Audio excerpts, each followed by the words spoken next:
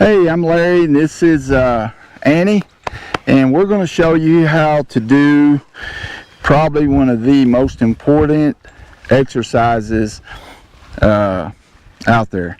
So it's called disengaging. And you know, if you're having problems like getting your horse to lead, maybe your horse disrespecting you, you need to get softness in your horse's body, and plus this exercise, disengaging, is going to get your horse prepared for when you get in the saddle, because there's going to be many times that you're going to need to disengage your horse in the saddle. So right now it's just like walking up here. Annie didn't want to leave, and the only way I could get her to come forward, of course, you know, how many times have you had to play tug of war with your horse? Many times, I'm sure. And the horse usually wins because what do? We get frustrated. We get upset. So when we were coming up, so then what I done is I just reached back here, I looked back here and asked Annie to disengage, and at first she didn't want to, and then I used the pressure I'm going to show you how to do here in a minute, and she disengaged and walked right on up here for me.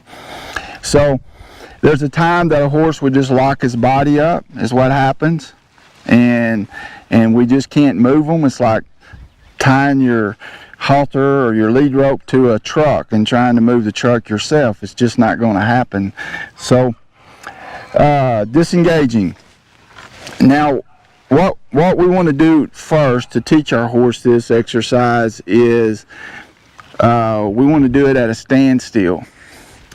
And so what we do is we call this area right here the safety zone, and meaning that if we step across here, there's some horses that may try to kick at this lead rope, or you can do this with a training stick, but they may try to kick at it, and if they do, they can reach you in this space here. Now the other thing is that on disengaging, the way that we get the softness in here is by a loose rein. So, you know, we can get in here and we can pull our horse around, but that's not the deal here. The deal here is to get the horse to move from our body language, from our pressure, so in our energy. So I'm going to stand right here. I'm going to take my left hand, I'm going to raise it up. There'll be a lot of times that you're going to need this, because sometimes your horse may want to move forward, and when he does, then I'm going to take my left hand in this lead rope, and I'm going to push it to the back of the horse towards his hindquarters. You can see how my arm is going straight to the hindquarters, so that stops that forward movement. Now what I'm fixing to do is I'm fixing to put my left hand up here, and I'm going to focus just on the hindquarters. I don't care what the neck does. I don't care what the head does. I'm going to leave a little slack in here. If it gets tight, it's because the horse is making it tight, but I'm going to keep her head up here. Now this right hand, I've got my lead rope, and sometimes we get too much and we just kind of flop it around, or I'll see people do this, and that's just not enough lead rope. The way to measure it is just let the tip of your lead rope touch the ground and measure it from the top of your waistline here, and then grab it right here, and that'll be perfect for you, however tall or short that you are. Now I'm going to focus on this area, because the whole purpose of this, and I'm going to change my body language, is that the energy, the pressure from my body, and my body language is telling her to yield the hindquarters away from me instead of pushing into me. So first I'm gonna ask. Okay, great. And I get a yield. And you see how she pivoted almost around this front end. We had a little too much movement, but it's still pretty good. Now let's say that she doesn't move. Now I'm going to apply some energy. I'm not tapping her with it. I'm just kind of letting it hit the ground. There. Okay. Now some of you, your horse the first time is going to yield, but they're not going to cross the leg. Now when I'm looking for her to cross this left hind leg over the right hind leg, and when she does that, that's also telling me that she's starting to trust me. And anytime that we're starting to work with a new horse or a horse that you've had for a while, more than likely you don't have the trust that you think you have. So it's really important to focus on that trust, and when we know we're getting trust is when she crosses that leg. Now some of your horses are going to do this. They're going to yield, but they're not crossing that leg. And the reason they're not crossing it is because if they cross it, then that puts them in a vulnerable position.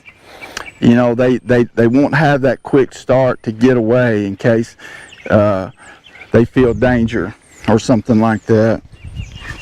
So let's go back. I'm changing. If I stay here, this is a neutral position.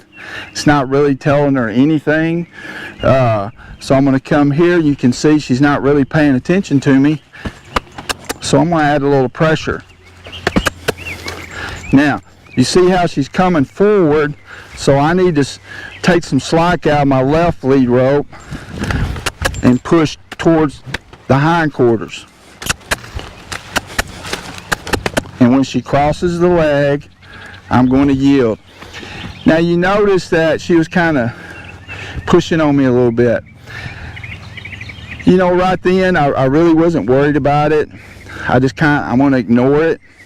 But if it gets to where she's applying more pressure, then I can use this arm here to bump her.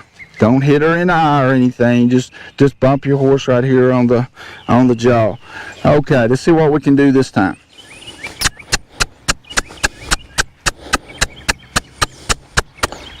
Always ask first. Now, right there. She didn't go all the way, but she went half the way, so I'm going to reward her.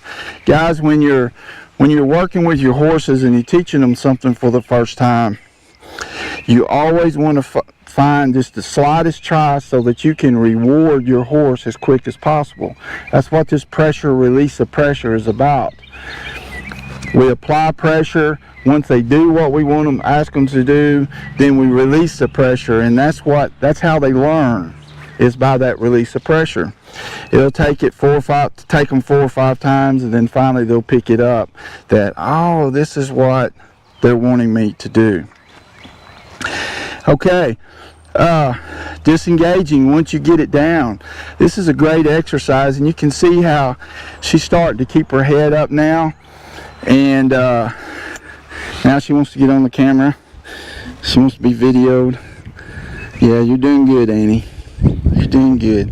Lock it, and if she starts moving backwards or something, you just start rubbing her, or just stay up here with her.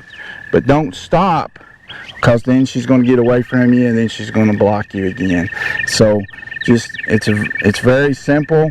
Just stick your arm under there, move the nose over, step in there, and you're on this side.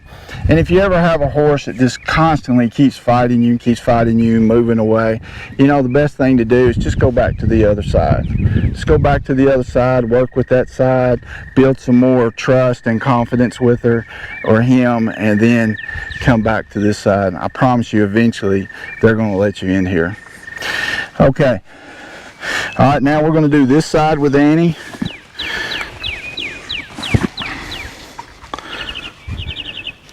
Okay. All right, I got my left arm up. I've got a little bit of slack. Now, one other thing, if your horse keeps moving forward or moving, if you have to, go ahead and take this slack out. You know, just have it like this so you can control this front end better. But I like to start out with a little less slack. Okay, now I'm going to ask. I'm not getting anything, so right there, see how she moved forward and I pushed my arm forward?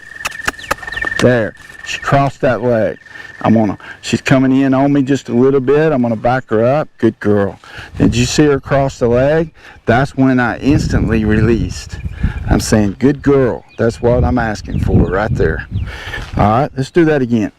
Now, our goal is to eventually be able to come up here and just do this right here, or even look at that area, and she yields.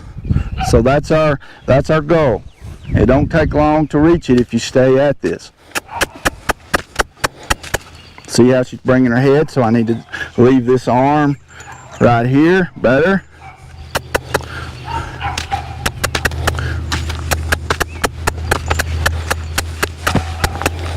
There we go. There. And I'll release. Okay? Now we're kind of working on a slope here also, but anyway, that was pretty good.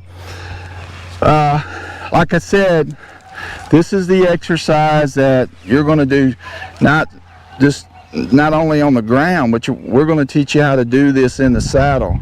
And this is going to help you, especially with you guys that's got speed control issues. This is really going to help you.